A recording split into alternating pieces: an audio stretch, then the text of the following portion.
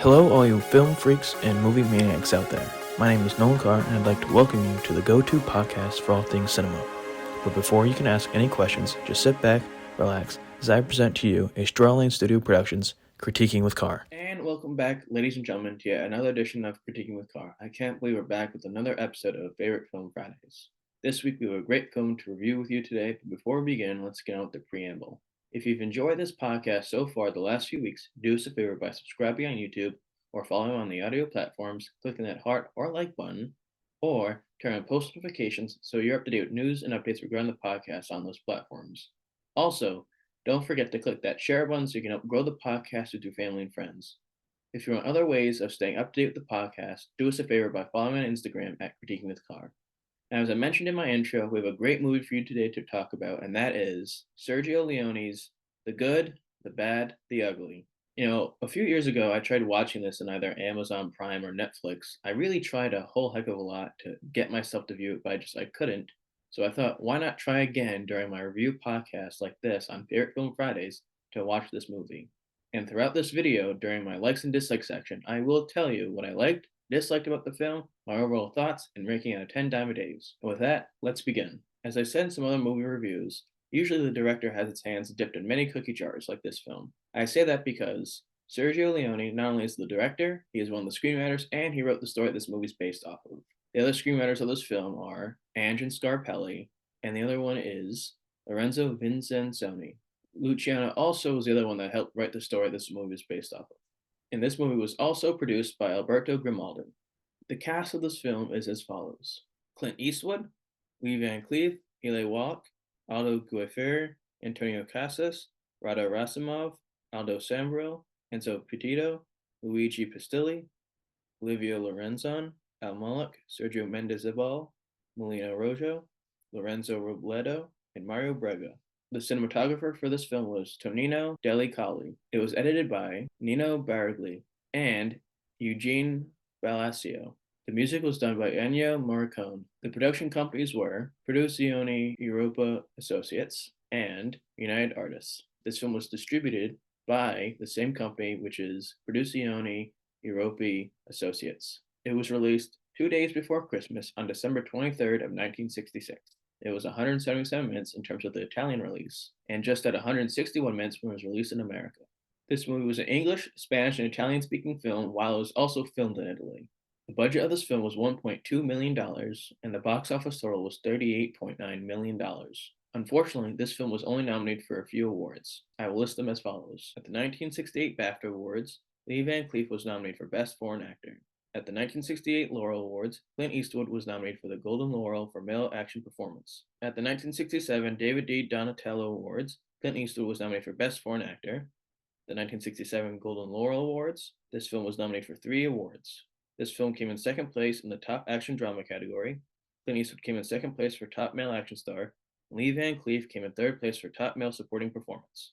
And at the 1966 National Board Review, Eli Wallach won Best Supporting Actor. And now it comes time to one of my other favorite parts, which is when I list off the top and highest grossing films of that year's release.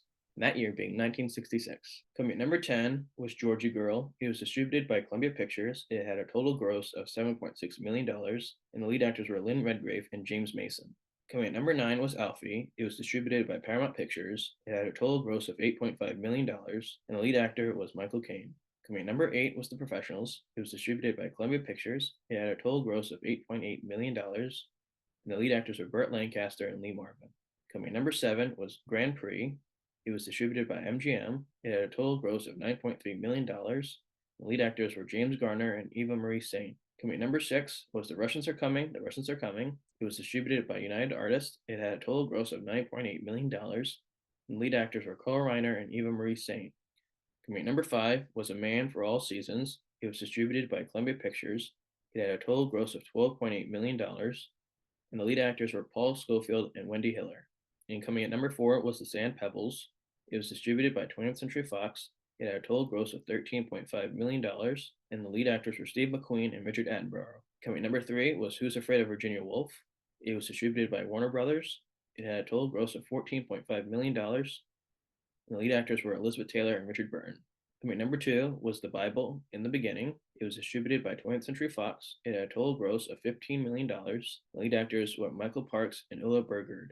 Coming at number 1 for the highest grossing film of 1966 was Hawaii. It was distributed by United Artists. It had a total gross of $15.6 million. And the lead actors were Julie Andrews and Max von Sydow.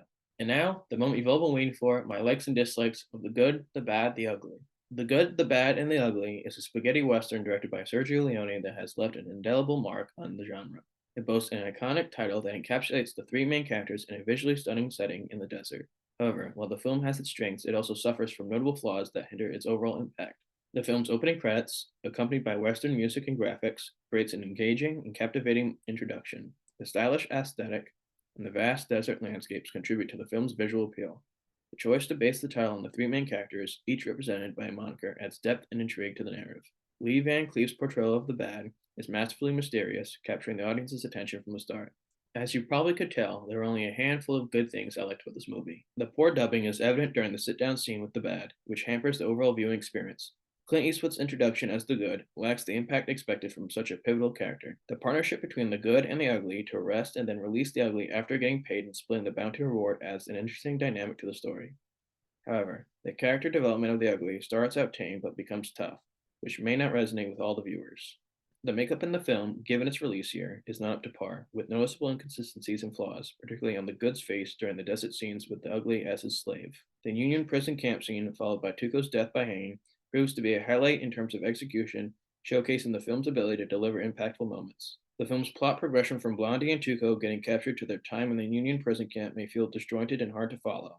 Although Tuco's blabbermouth adds a touch of humor, Clint Eastwood's stoic and quiet approach to tackling situations creates an intriguing contrast between the two characters. However, the noticeable unsynchronized voice dubbing during conversations with the drunk Confederate captain detracts from the overall viewing experience. The film's portrayal of death, particularly when cannibals land near their own men, resulting in a comedic fall and death, feels underwhelming and lacks impact. On the other hand, the graveyard scene featuring Blondie firing at Tuco while the music from the Modelo commercial plays adds a unique and memorable touch, leaving a lasting impression on viewers.